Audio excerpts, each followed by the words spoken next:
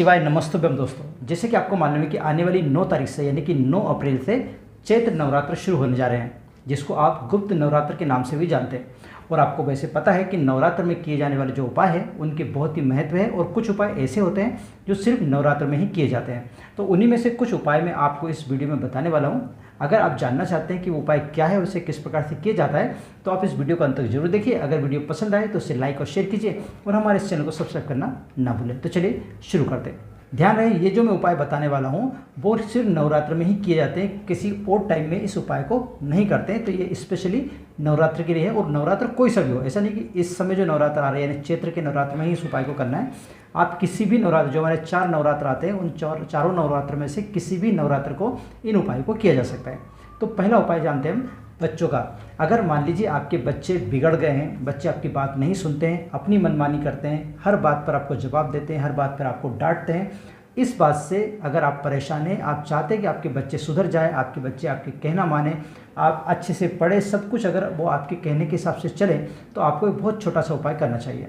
तो इस नवरात्र में आप क्या करेंगे, किसी भी दिन या अष्टमी नवमी के दिन किसी भी दिन आप लाल फूल, लाल चंदन और लाल चूड़ी माता रानी को भेंट कर दीजिए। हो सके तो आप पूरे 9 दिन कर दीजिए या फिर किसी एक दिन चुन लीजिए कि मुझे नवमी के दिन करना है, अष्टमी के दिन करना है, सप्तमी के दिन करना है। जिस भी दिन आपको ठीक लगे उस दिन आप लाल चंदन, लाल फूल और लाल चूड़ी तीनों चीज़ आप क्या करेंगे, माता रानी को भेंट कर देंगे।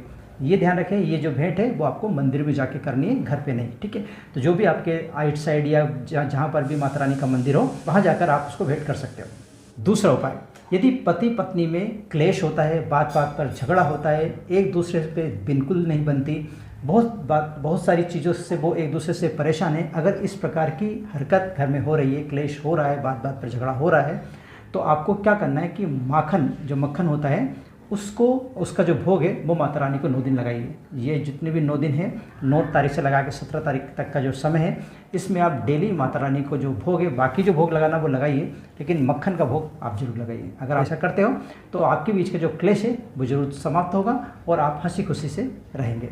तीसरा उपाय बहुत ज़रूरी उपाय है। मान लीजिए आपके पति किसी और स्त्री के चक्कर में है या आपकी पत्नी किसी और पुरुष के चक्कर में है, यानी कि जो पति है वो किसी और स्त्री के साथ रहना पसंद कर रहा है या किसी और स्त्री के प्यार में पागल है, और इसी प्रकार से कोई स्त्री है जो किसी और पुरुष के साथ रहना पसंद कर रही है, किसी और पुरुष के प्यार में चली गई है। अगर इस प्रकार की स्थिति घर में बन गई है और घर में इस प्रकार की नौबत आ गई है कि उनको तलाक लेना पड़े और आप नहीं चाहते कि इस प्रकार की हरकत हो, वो अगर आप अंदर से चाहते हो कि हम साथ में रहें, अगर इस प्रकार से आप चाहते हो और साथ में इस प्रकार की हरकत आपके घर में हो रही है तो आपको एक बहुत छोटा सा उपाय करना चाहिए। करना क्या, आपको एक ध्वजा लेना है। आपने देखा होगा कि जो माता रानी के मंदिर पे झंडे लगे रहते हैं, तो उस प्रकार की एक ध्वजा लीजिए। ध्वजा में थोड़ा सा आप माखन लगा दीजिए और माखन लगा के मंदिर में, किसी भी मंदिर में, लेकिन माता रानी का मंदिर होना चाहिए, माता रानी के किसी भी मंदिर में आप उस ध्वजा को टांग दीजिए, ध्वजा को लगा दीजिए।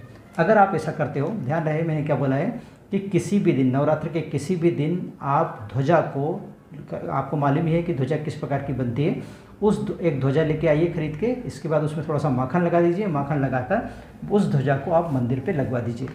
ध्यान रखें, अपनी मनोकामना वहाँ पे बोल दीजिए माता रानी से, ताकि जल्दी से जल्दी आपकी मनोकामना यानी जो आपकी परेशानी है वो दूर हो जाए।